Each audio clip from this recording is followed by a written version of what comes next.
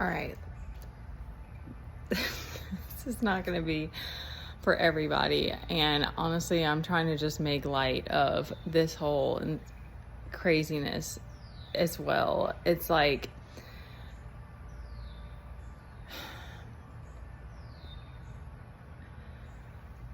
okay, it's like, this is what's coming to me. It's like, this game is like, we're all still just kids that grew up and like we're in these bigger bodies, but we're still like walking around trying to figure it out every day. We're still trying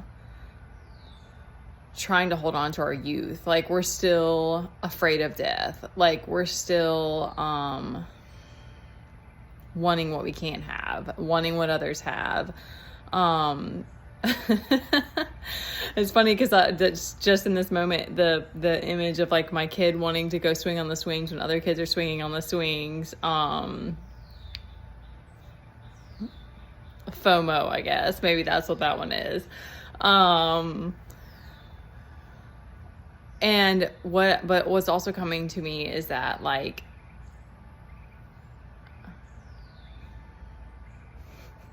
because like even kids kind of play this kind of like cops and robbers, like thieves and whatever type of game, and kind of mess around with each other and try to confuse each other, and like it's both good, it's both loving play and it's evil play, and like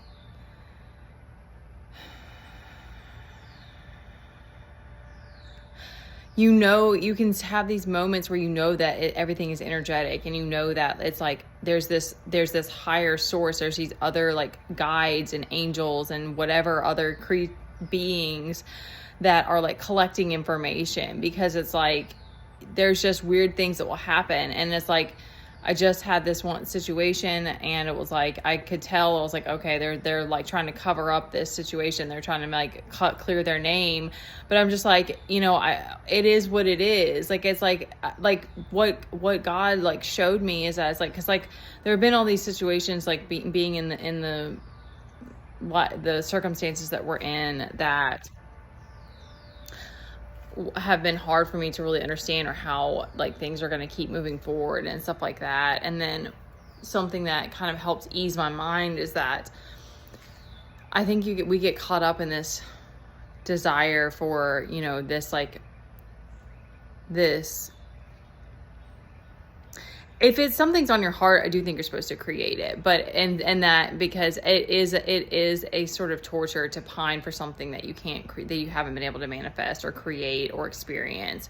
But I don't think that like I know that the tests are not just going to go away, and that like this game with people trying to mess with you and collect information or whatever it is that's going on is not going to stop. Like I felt it in my solar plexus, not intensely, but like after the situation, I felt it in my solar plexus, and I like felt erratic, and I was just kind of like going all over the place, and I was like, now I can't, now I'm stressed, now I can't eat. And I sat down, I was like, I want to do cards. I was like, God, like what, like help me put this message together. And like, I don't know if I worded it that way, but it was like, and then I got the voice of like, you need to eat, you make the time for yourself. I want you to be happy. I want you to be in joy. Like that was the reflection. That was the feedback that I was getting. And that to me, I wanted to circle that back around to that first part, is it's like that phrase, what is it? Like the early bird gets the worm. It's a similar type of thing of like the one that parents themselves the best, that listens to their intuition, that follows their heart, that follows their higher guidance, that's the most obedient, is like the one that gets the thing. And then it's so ironic, because even when you do have, the thing isn't necessarily what you imagine it to be, and it's also not going to come, it's not going to, if you have some kind of like a dream thing that you're going to, I mean, some people do, I shouldn't say that, I don't want to say the wrong thing. Some people do actually like, are like really good at manifesting little things, because they've learned like detachment on like another level, so like they can just like manifest little things all the time. But like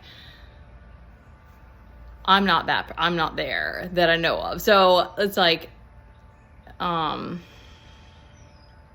lot of times it will just come to you, and you just hopefully you can like embrace it or like be grateful for it. But it's like it's like you've surrendered to whatever it is that you're supposed, that obedience, what you're supposed to be doing. And then the irony is that there's still there, and then the people around you are jealous. It's like the kids on the playground. They're like, wait, I want that thing.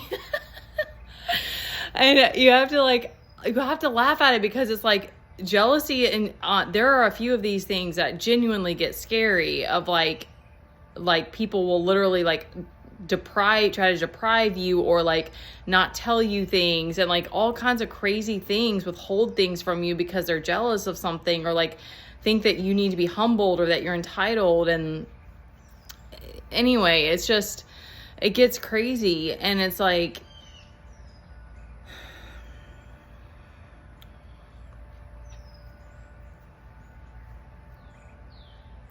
all right, so here's what I want to leave it with, is that if you, because I've been shown several different things, and if you are on a path, if you are working towards your healing and wanting to create a stronger bond with your higher self and source, and you're struggling with that connection, you're struggling with shadow work, or knowing what to do, or facing fears, or wherever it is that maybe you're stuck with it,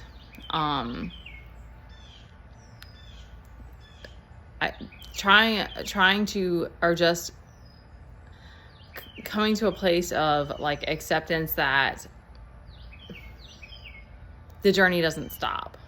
I don't know when I'm going to leave this vessel. I don't know where my soul is going to go next. I don't know if I'm going to have to come back to earth. I don't know if I'm going to, check off all the boxes and complete all the tasks here, or whatever. But knowing that it's even if you are able to manifest some kind of beautiful life, it's the journey doesn't stop, the game doesn't stop. And so that, to me, kind of things will just formulate, that's not the right word, coordinate around you to what it is that you need in the moment. And there will be times where you're this is way too much, and I'm losing my mind, or I'm having a panic attack, or whatever. But it's we are still always protected and watched.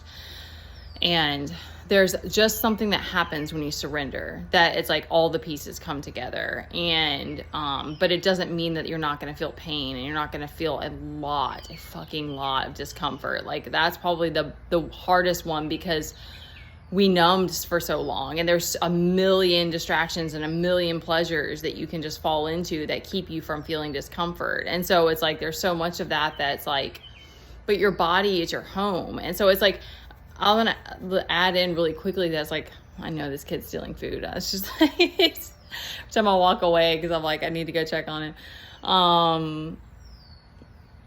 Someone, I cannot think of who said that. That's said that the body is what's afraid of death. It's our body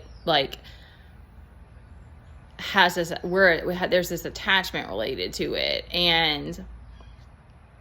but we're still wanting to feel free. We don't want to feel entrapped. But it's that getting to yourself to that place of I'd rather the devils I don't know than the devil I do know type of thing. Because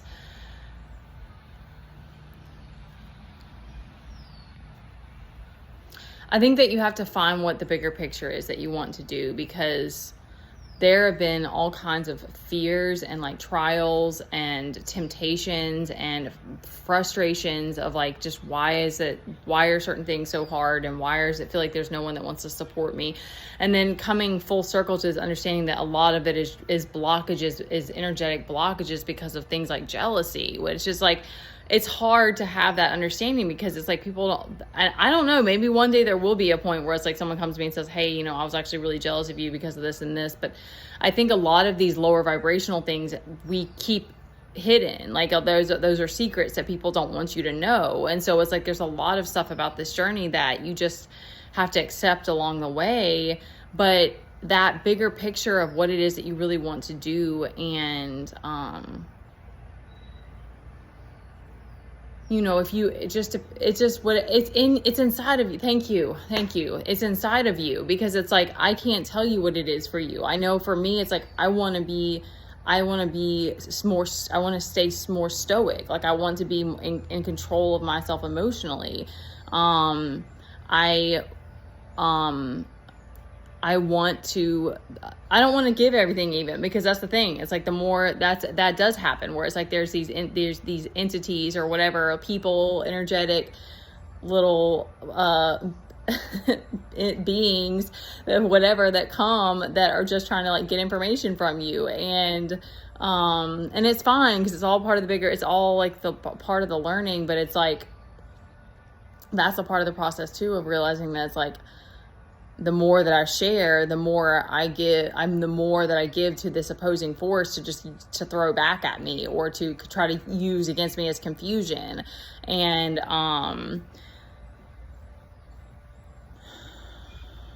so I guess it's getting comfortable with the uncomfortable. It's getting comfortable being okay with the liminal space. There's a girl that has a page, a witch page, who talks a lot about the liminal space.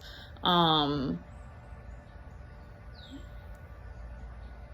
I think that there's this part of you that wants to keep uncovering. It's like you have this 11 o'clock. You have this, like,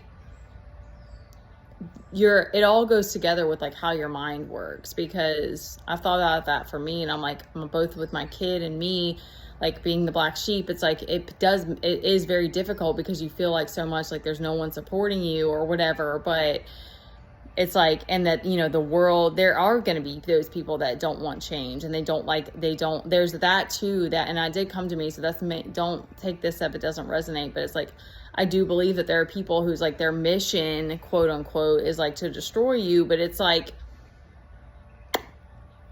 you don't have to look at it as like trying to unalive you. Like, you can just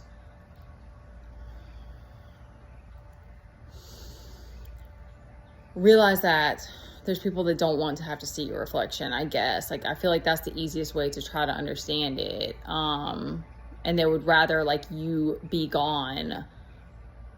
I don't know, kind of. Like, there's also the like gathering of information though. So there's stuff that you're still trying to figure out, and it's like,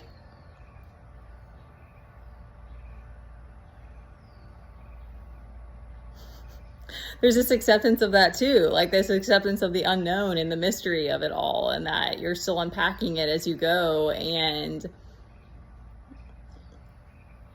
there's things inside of you, like the keys or whatever you want to call it, like codes that you're trying to activate, or like pieces of the puzzle that you're trying to get back, that drive you, and that help other people to want that too, because there's a freeing of this deeper part of you, of this soul level part of you that is driving you, and that drives other people crazy, because they're following the ego. And so it's like you're going against all of that. And the irony to me though is that it's like everybody, it's this getting mad about being rebellious, or like wanting like kind of control versus spontaneity, but like, or because you're blazing your own path instead of following the beaten path. But it's like,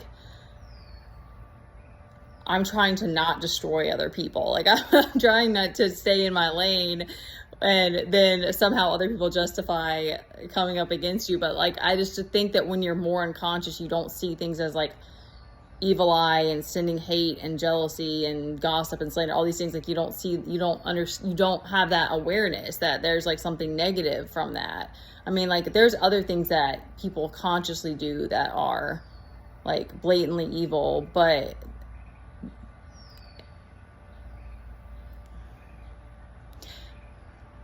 the more you pour and the more you love yourself, I think that the more the protection over yourself grows, and the more that you like speak to your guides and your angels and whoever it is that you resonate with.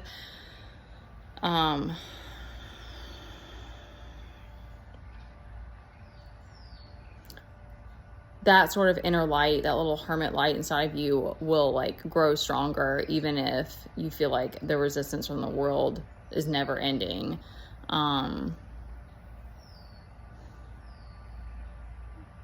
And that's that little light is what guides you. Okay, I'm gonna stop there.